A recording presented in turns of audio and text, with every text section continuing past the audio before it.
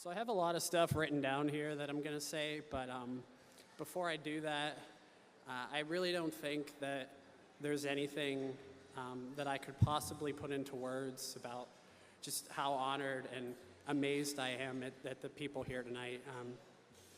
I don't think there's a way to possibly say thank you.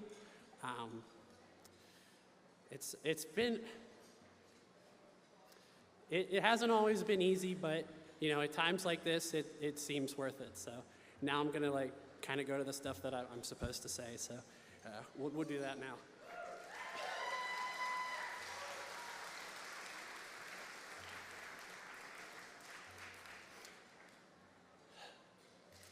So I'm sure you've all taken a deep breath before, whether you're stressed, during a workout, or perhaps when you're just sitting back to enjoy a moment. Even during all these wonderful campaigns you all ran, I'm sure you caught yourself having to take a breath, either to take in a wonderful moment of accomplishment or to just center yourselves. Breath is something that a lot of people take for granted. It's just always been there, and it's fairly easy. For me, though, and so many other people living with cystic fibrosis, each breath is a reminder of the trials, the tribulations, the tragedies, and the triumphs of a battle with cystic fibrosis. Each day, I wake up to a set of new scheduled CF activities to complete. From breathing treatments to multiple pills and inhalation therapies, my days start and end with medicine and treatments. I used to joke that if I would have kept track from the beginning, I would be in the Guinness Book of World Records for most pills taken. From enzymes that help me digest my food, to vitamins that replace those that are not stored in my body, antibiotics, supplements, and most recently, CFTR modulators. I usually take easily over 30 pills a day. In addition to medication, I spend about 2 hours on breathing treatments, which entail inhaled medication therapies and therapy using a chest compression vest. For me, a workday that starts at 7 a.m. usually means I'm awake around 5 in order to get there on time. And that's with a 15-minute commute and no need to do my hair or makeup. Cystic fibrosis forced me very early on to learn the importance of compliance and scheduling, and along with that, responsibility. It also ultimately drove me to a profession in medication to help others. That's not to say I wanted to be a pharmacist all my life. Like most of us, I dreamt of becoming a professional athlete, not realizing, of course, that I wouldn't be able to run and would be evaluated for lung transplant at the age of 24. On my 26th birthday, I laid awake, my body requiring supplemental oxygen, finishing up my last IV of the day, thinking that I was not going to live to my 30th birthday. Only having 4 years of life left to live, how do you maximize that time? It's so limited. And how, as a 20-year-old, do you come to that rationalization with yourself? Would I be able to accomplish something that would, I feel, leave a mark on this world? I had just spent my entire life in school earning my doctorate, but what good was that when I was consistently on short-term disability, unable to walk up a flight of stairs, let alone an 8-hour day? My dream seemed to be just that. No longer a tangible accomplishment, but just a dream.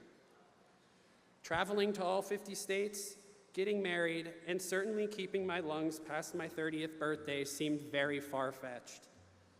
My quality of life was in a tailspin, along with my overall lung function, my weight, and with every exacerbation, the talk of transplant and 14-day stays in the hospital became a reality.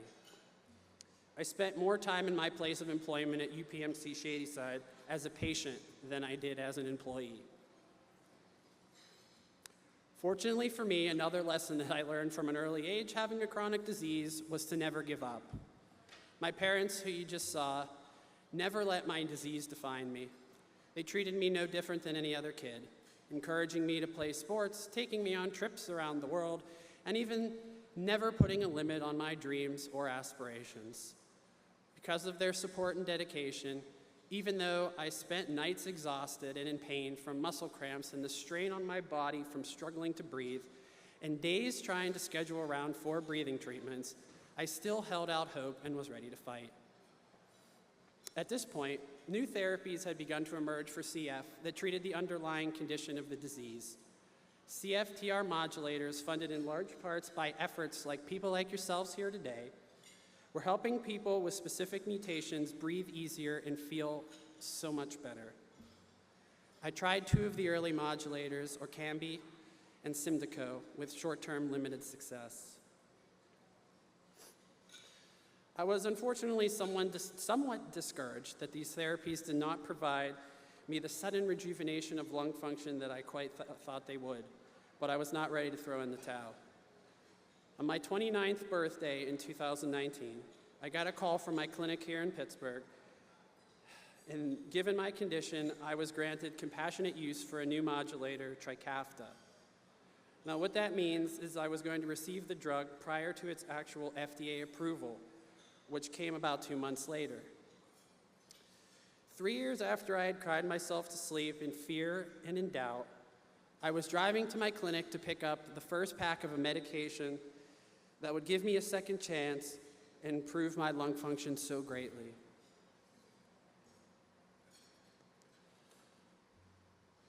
So what do you do when you get a second chance? Well, unfortunately, pro athlete, it still wasn't in the cards, so I had to find something better to do. First, I got married to my beautiful and supportive wife.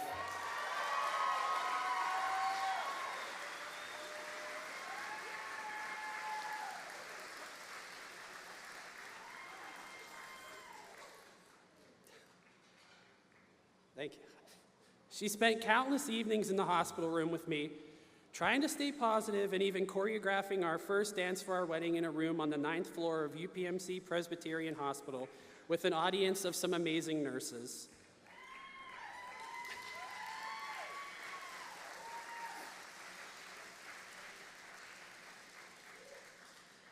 Next, I made sure to reach my final state, Alaska, which officially hit all 50 of the US states for me.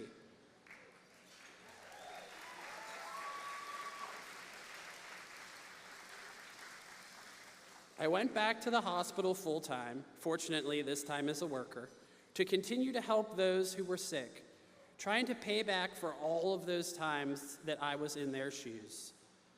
And lastly, I went back to school. I'm now finishing up my MBA degree, a degree I've always wanted to obtain, but due to limitations of both scheduling and my disease, I never thought I would realize.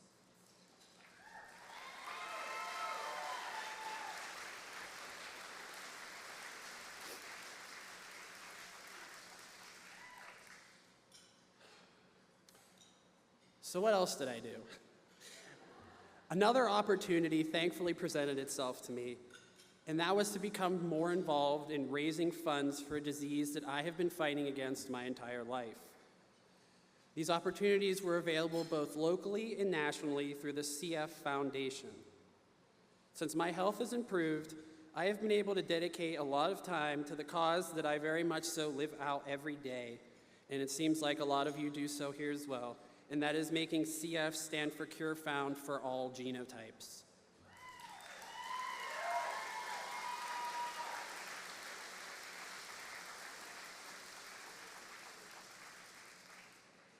There has been amazing progress, but the disease remains a real struggle for those with nonsense mutations, those who cannot qualify for or do not respond well to Trikafta, and even for those of us on therapy.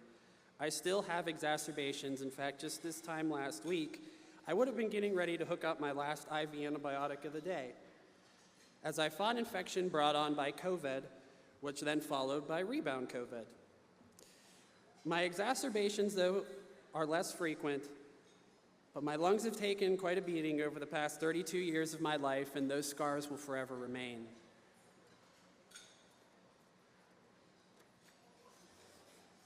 There's one key figure that stands atop these efforts to continue the exploration of new therapies, and that is the CF Foundation. They have been behind all of these monumental therapeutic advancements, but like many of us with the disease, have never been done fighting.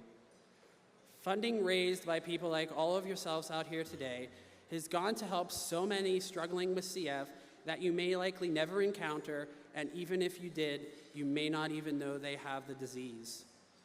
But there is still work to be done. There is still research in the pipeline, still scientific advancements yet to be discovered to help find a cure for this complex disease.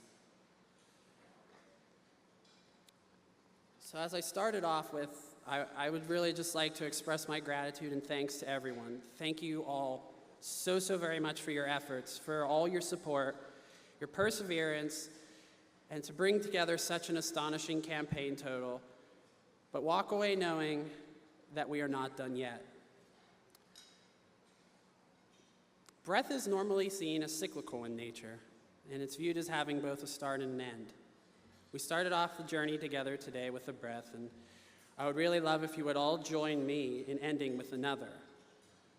So this breath, however, I will take a bit easier, as I do so with all of you standing with me in support of such a very important cause. So once again, I just say thank you, and really I don't know if I would be here without you, so thanks for inviting me.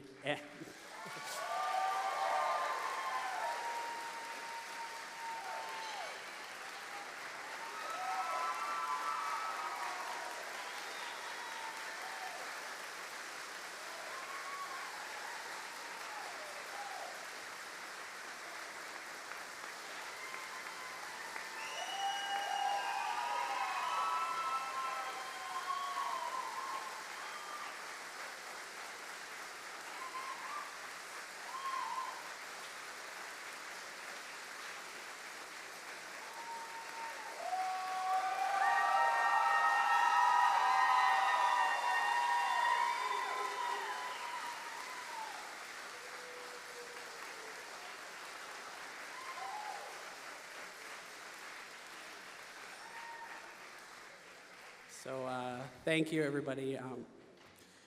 Like I said, I don't know if words could truly ever describe how much everything that you know, this foundation has done, that people like you have done to really just allow me the chance to be here tonight, to speak with you, to see you, to celebrate with you.